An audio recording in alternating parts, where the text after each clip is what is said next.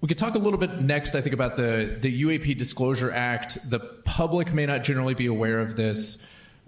This is a piece of legislation that has been put forward a few times.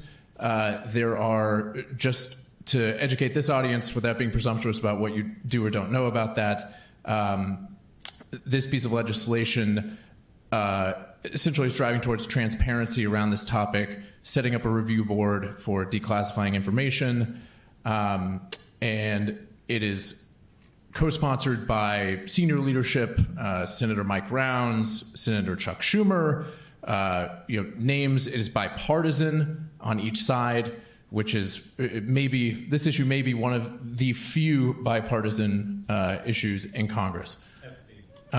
Yes, and it's interesting. Disclosure issue. Yeah, it is disclosure related. The politics of the moment seems to favor disclosure and to favor transparency. Could you talk a little bit, and by the way, for the members of the public, this is a piece of legislation that mentions crash retrieval and, quote, legacy programs. This is a piece of legislation sponsored by senior leaders that mentions non-human intelligence dozens of times. So, Kirk, the question for you is, there has been challenges in getting this piece of legislation supported and pushed through. Different aspects of it have. Can you talk a little bit about what you think could help there? If more members of Congress had classified briefings, would that change the support level? And what you think other potential solutions may be if there's continued challenges and resistance there? Well, this is a really complicated situation and therefore complicated question and answer. The UAP Disclosure Act was very consciously modeled after the JFK Assassination Records Act of 1992, or maybe it was 93, I can't remember. And when I say closely modeled, I mean it was really, that was the foundation for marking up the Disclosure Act for UAP. As Jordan said, it would set up this review board of distinguished citizens who would be chosen by the president, but it would require Senate confirmation of these people. They would have to come from various disciplines of science and the arts, and politics and government, and the role of that board would be to make recommendations both to the president and to Congress, and to conduct investigations to try to get to ground truth about what the government knows and has accomplished in dealing with the UAP issue for these many decades. People have criticized the JFK Records Assassination Act. I mean, it took like 30 years, and we only recently got the last records released. But it seemed like a pretty good model. I mean, it has worked to a significant extent. This is similar to the UAP problem. It's one that vexes a lot of the American people, and it has a lot of mysterious aspects. It had a lot of sensitive aspects. People weren't sure what the hell was in those files. What was it going to reveal about that would be embarrassing to the government and would cause angst amongst the American people, for all we knew. So it was put in place and structured in a way that would allow an orderly process. It wouldn't just allow the CIA to just say, no, I'm not releasing any more records. You can't keep them bottled up forever. It set up an independent body to advise the president and Congress about how to get to declassification and public release of these records, and this seems like a similar kind of problem. So Jordan mentioned that we haven't had much success, and we had the most. We've tried and failed with this legislation 3 times now, 3 years running. An attempt to put it as attach it as an amendment to the National Defense Authorization Act. Each time it has been sponsored or co-sponsored by Majority Leader Schumer, now Minority Leader Schumer. So that's about as powerful a sponsor as you can get.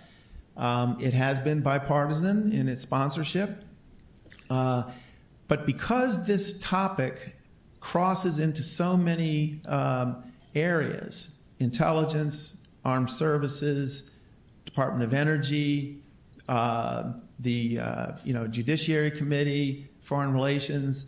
There's so many committees that could claim some jurisdiction over this issue that no one committee in either the Senate or the House would have jurisdiction over this. And under the rules of the Senate, when you have an issue that spans multiple committees like this, you have two choices.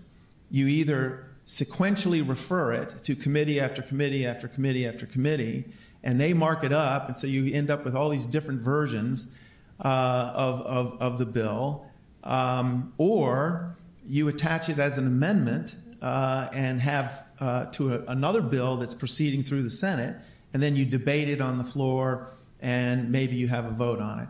Well, I don't know if you all have been watching the way Congress operates for the last decade, but getting a vote, a debate and a vote, even in the Senate, the world's greatest deliberative body, supposedly, we don't debate anything there anymore, and we rarely vote on things as amendments. But nonetheless, tied to this jurisdictional problem, that was the way this thing had to go.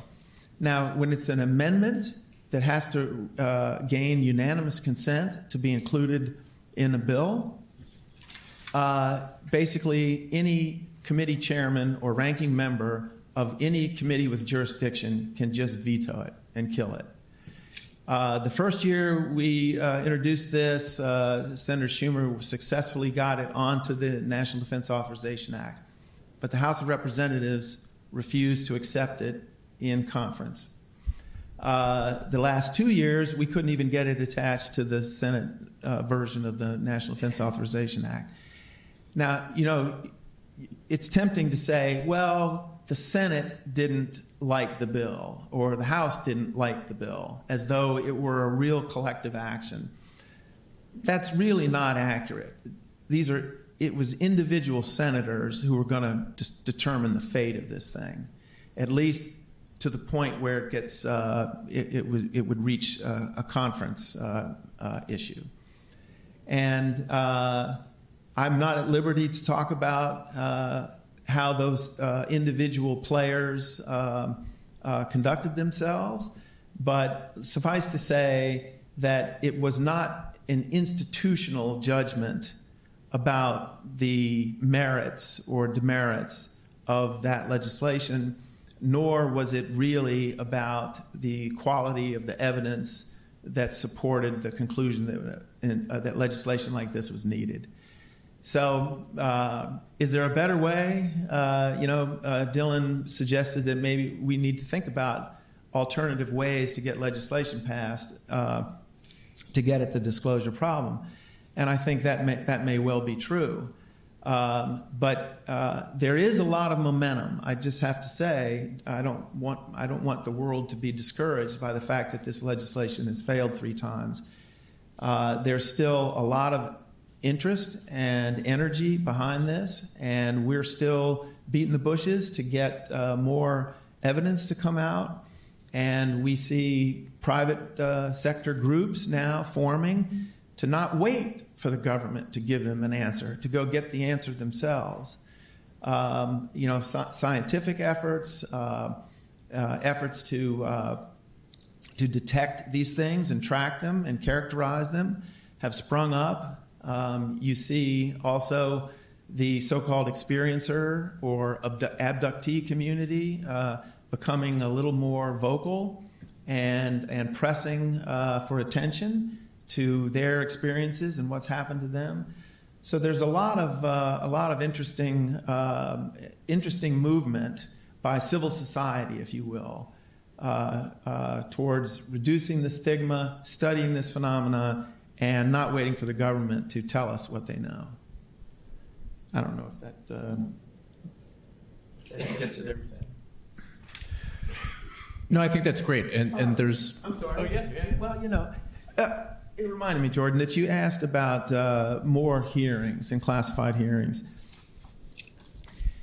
Certainly, members, the basic problem here is that neither the House nor the Senate do you have a critical mass of members who are really convinced that there's a there, right? Dylan pointed out that these people don't usually risk their reputations chasing crazy things, right? It's a way to get defeated in your next election.